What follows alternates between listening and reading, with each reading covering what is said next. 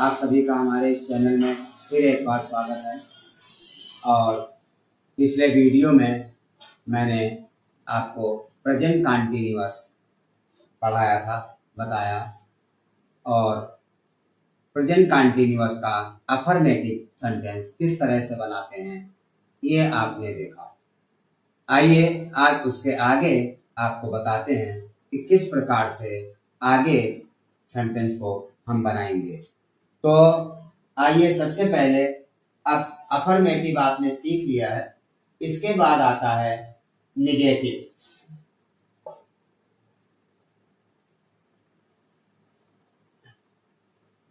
यानी नाट वाली।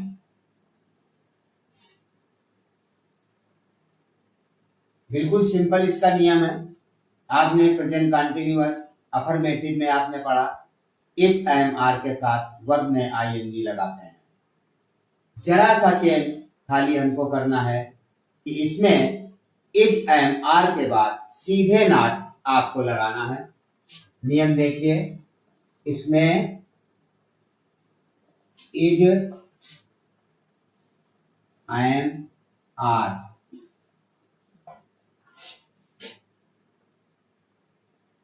के बाद सीधे नॉट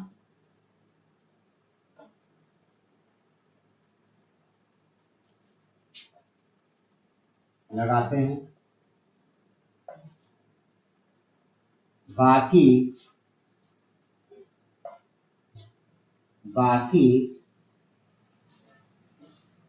सब वैसा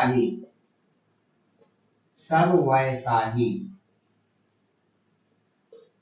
रहता है। आगे आपको मैंने बताया कि हमारा वीडियो जो भी हमारा सिस्टम है वो मनोवैज्ञानिक सिस्टम के ऊपर आधारित है। तो जो भी लोग इस नियम को देख रहे हैं वो ये चीज आपने देखा होगा, मैं हर वीडियोस में लिख देता हूँ कि बाकी सब वैसा ही रहता है।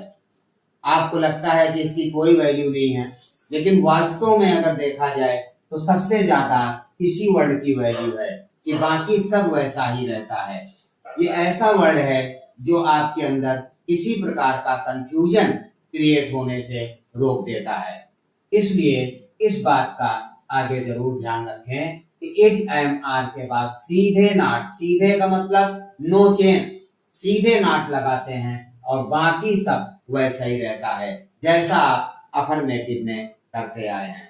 तो आइए एग्जाम्पल देखते हैं।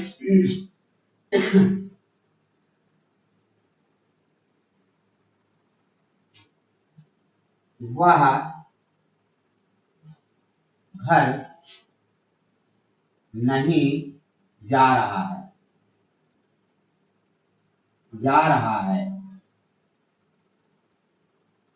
रहा है आ गया, कंटीन्यूअस कंफर्म है। अब बना लिया ही, वह की हो गई, और ही के साथ मैंने आपको पिछले वीडियो में बताया इज लगता है, तो ही इज। अपने नियम पर आ जाइए, क्योंकि निगेटिव बना रहे हैं। निगेटिव का ये नियम है कि इसमें इज एम आर के बाद सीधे नॉट लगाते हैं। मैंने सीधे का अर्थ आपको बताया। सीधे से मेरा मतलब है कि नो चेंज, किसी भी प्रकार का कोई चेंज इसमें नहीं आता है। ही इज नॉट, नॉट हो गया, बाकी सब वैसे ही, यानी जैसे आप पीछे करते थे वैसे ही आप कर दें। ही इज नॉट, जा रहा थी, गोइंग टू, घर की, होम, बन गया सेंटेंस। आ गई समझ में? वह घर नहीं जा रहा है, he is not going to home. अगर इसके पहले आपने अफर्मेटिव में देखा कि उसमें नॉट नहीं रहता था, ओनली नॉट गायब रहता था, he is going to home रहता था। तो बिल्कुल सिंपल सा चेंज है कि जहां पर आप इजमाल का यूज करते हैं उसी के आगे सीधे सीधे नॉट आपको इस्तेमाल करना है। बिल्कुल साधारण सा है। आइए एक एग्जांपल हम और आपको दिखाते हैं, कैसे बनाएंगे। मैं गीत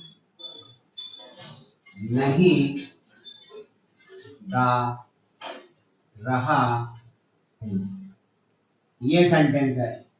रहा हूं आ गया, बनाइए आई, मैं की हो गई, और आई के साथ एम का यूज होता है, आप सभी सीख चुके हैं। आई एम, बचा क्या, सिंगिंग सॉन्ग, लेकिन उससे पहले आप निगेटिव बना रहे हैं, तो बस मैंने आपको बताया इज एंड आर के बाद सीधे नॉट आप लगा दीजिए। आई एम नॉट, बचा singing, singing give a song, बन गया सेंटेंस। बिल्कुल सिंपल है, कोई भी आसानी से इसको बना सकता है।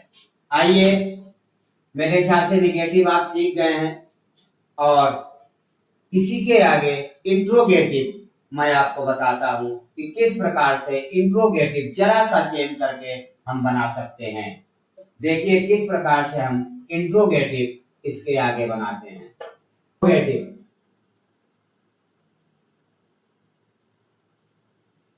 इंट्रोगेटिव जानते हैं, इसको क्वेश्चन मार्क कहते हैं।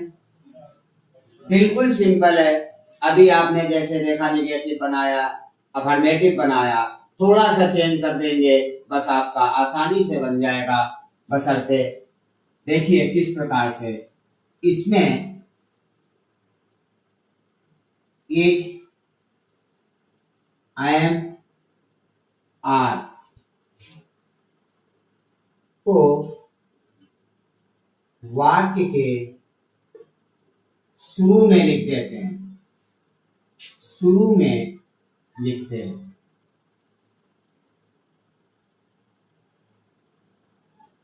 बाकी सब, बाकी सब, बाकी सब का मतलब आप जानते हैं कोई चेंज नहीं करना है। इज एम आर को ओनली आप बिगिनिंग में लगा दें, सेंटेंस हमारा तैयार। देखिए किस प्रकार से बनता है, एग्जाम्पल देखिए।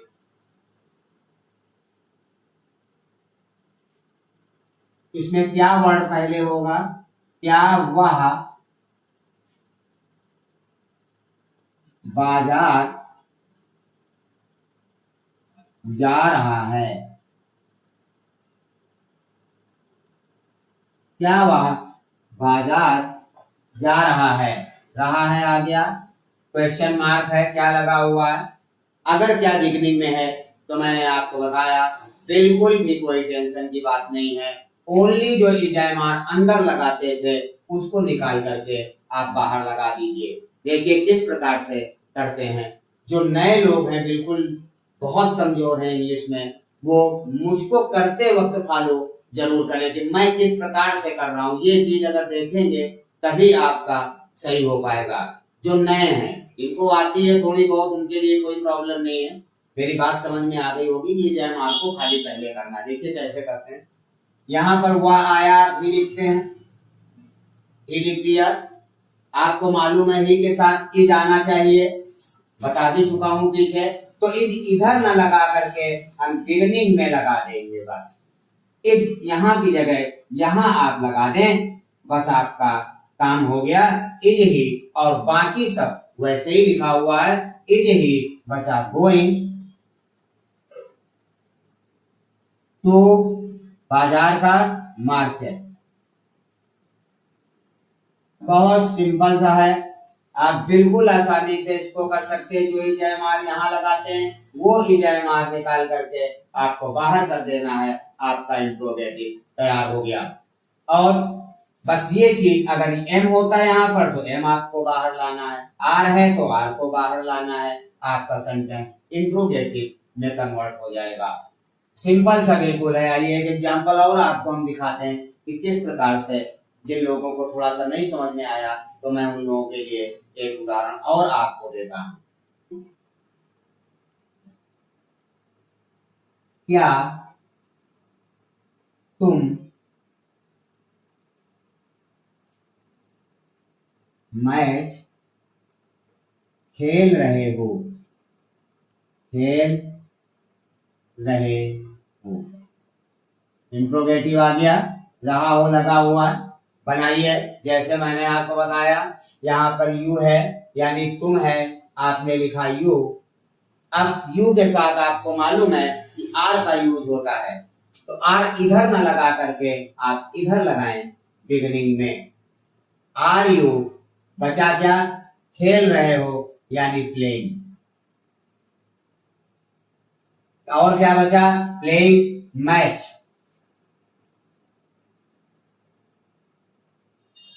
बिल्कुल सिंपल। आप देखिए कितनी आसानी से बिना सोचे समझे, जिसको थोड़ी सी भी इंग्लिश आती है आई थिंक उसके लिए ये समझना बहुत आसान है। और मैंने आपको बताया कि बहुत से लोग ये भी सोचते होंगे कि हिंदी तो इंग्लिश का कोई यूज नहीं है किसी भी क्लास में, लेकिन मेरे भाई मैंने आपको बताया हम लोग इंडियन हैं, हमारी मदर टंग हिंदी है। अगर मान लीजिए हम हिंदी से, हमारी फीलिंग हिंदी में है, जब तक हम हिंदी से इंग्लिश बनाने का रूल नहीं सीखेंगे तब तक हमको अच्छे से इंग्लिश नहीं आ सकती। वो बात अलग है कि मैंने आपको बताया बाई सोसाइटी, कोई ऐसे फैमिली से बिलोंग करता या ऐसे सोसाइटी से बिलोंग करता तो एज ए प्रैक्टिस बोल करके सीख जाता है, लेकिन वो सीखना हर किसी के लिए पॉसिबल नहीं होता। वास्तव में अगर अंग्रेजी सीखनी है तो हमको हिंदी टू इंग्लिश पहले सीखनी पड़ेगी। मेरे ख्याल से अब आप समझ गए होंगे कि किस प्रकार से इंट्रोगेटिव सेंटेंस हम बना सकते हैं। इसके आगे का जो है आपको मालूम है, एक जो दूसरा पार्ट है वो मोर इंट्रोगेटिव है, तो जरा सा चेंज होना है। आइए हम आपको दिखाते हैं कि किस प्रकार मोर इंट्रोगेटिव हम बना सकते हैं। मोर इंट्रोगेटिव इसको कहते हैं, आप सभी जानते हैं। देखिए एग्जाम्पल, रूल मैंने बताया बिल्कुल साधारण सा है। इसमें मोर इंट्रोगेटिव में क्या, क्यों, कहां, ये बीच में रहते हैं, बिगनिंग में नहीं होते। जैसे वह क्या या क्यों सो रहा है, सो रहा है, ये आ गया रहा है। और ये क्यों वर्ड जो आया है वो बीच में आया है। तो जब बीच में आ जाता है तो वेरी सिंपल, जैसा ये करते हैं सेम वैसे ही आप कर लीजिए। पहले जैसे मैं कह रहा हूं, मेरे करने का स्टाइल जरा फॉलो करिए, जो लोग नए हैं विशेष कर उनके लिए। वह आप पहले लिखते हैं, आपने लिख लिया ही, मैंने बताया ही के साथ इज आता है, इज बाहर आ गया, इज ही बन गया। आगे क्या बचा? स्लीपिंग, स्लीपिंग हो गया, इज ही स्लीपिंग। अब बचा ये क्यों, क्यों उठा करके और इसके बिगनिंग में जो इजमार आप लगाते इसके भी पहले तो आप लिख दीजिए, आपका मोर इंट्रोगेटिव तैयार होता है। देखिए किस प्रकार से, क्योंकि इंग्लिश व्हाई होती है। क्या बन गया आपका? व्हाई, ये हो गया why. Why is he sleeping बन गया मोर इंट्रोगेटिव।